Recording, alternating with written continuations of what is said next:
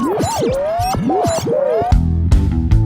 Trader Cobb Crypto Show, talking business in blockchain.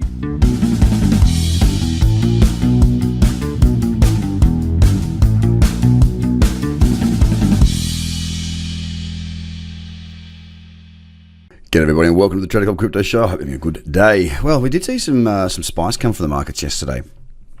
Quite interesting to see that we saw Bitcoin. I mean, it's down 1.94%. It was down further than that. I mean, it didn't have a massive day. It had a lot more volume, a lot more movement than the past few days, and we have set some new lows within this trend, within this daily downtrend.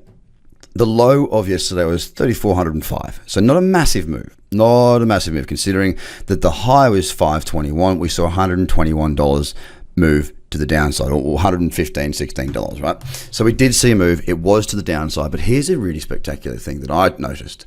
The rest of the market moved more like the rest of the market has been, which is harder than Bitcoin. Now, I make no apologies for this. I've been short Ethereum Classic for over a week, and I've been long Binance against Bitcoin also for over a week, and both trades performed really, really well yesterday. Now, why? Why would Ethereum Classic perform better than, say, Bitcoin? Well, two things. One, it typically is that when Bitcoin moves, the rest of the market moves a lot harder. The second part of that is also that this trade that I saw, it was a better setup. Now, I will also caveat that by saying to you that at the same time I shorted Ethereum Classic against the US dollar, I also shorted Bitcoin against the US dollar and got stopped out. I admittedly had a smaller position on Bitcoin, but it's neither here nor there. The trade setup itself did not work out.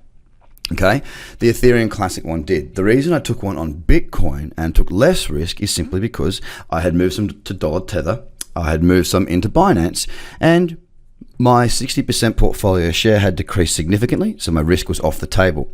The Ethereum Classic trade was a better setup. It had bonus factors in there from the checklist. It pulled back into certain levels.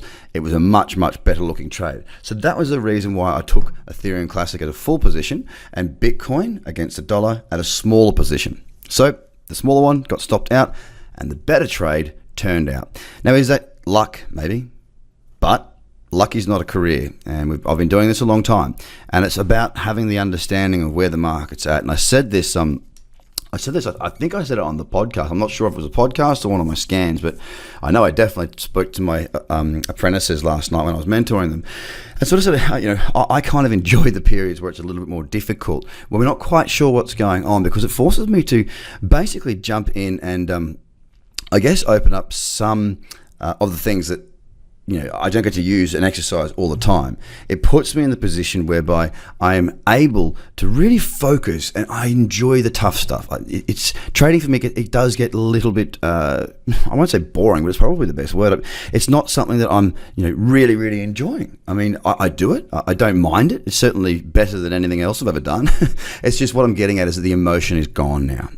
I do get up and I love what I do. I love to come in here. My reason why is to help, to empower you to be the best trader you can be. That's why we do what we do. That's my drive, okay?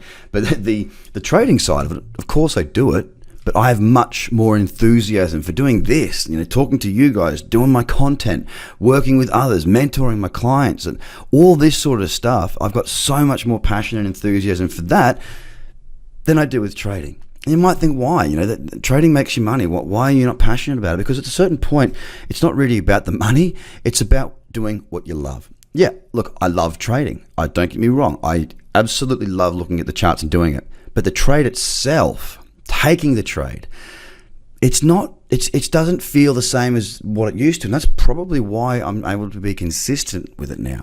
It's because I don't have that feeling of desire to be in a trade. For example, Bitcoin against Binance against the dollar, against Bitcoin, is up about, it looks about 8, maybe 7 or 8 to 1 right now, probably maxing out a bit higher because it has gone higher today. That's, the thing that makes me feel good is knowing that I put this out on market view for others to learn, for others to see, that I've empowered them with the strategies to make these trading decisions themselves before I even go through and show them. That's what really makes me happy. That's what really gets my juices flowing, is being able to help others to have the same skill set. And they're not going to pick it up as quickly. They're not going to pick it up to my level as quickly. It's going to take some time. But I can tell you that these crypto markets, guys, they do make the education a hell of a lot faster because we see so many cycles occurring so frequently.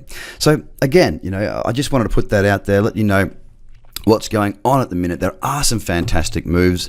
There's not much going on in certain parts of the market, but if you know where to look, you can have some fantastic weeks. I mean, Binance, Ethereum Classic's hit its first target.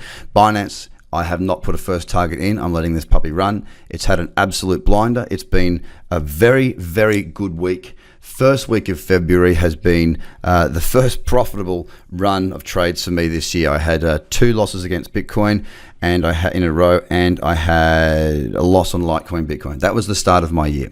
Now this has wiped out all of that. That's trading, ladies and gentlemen.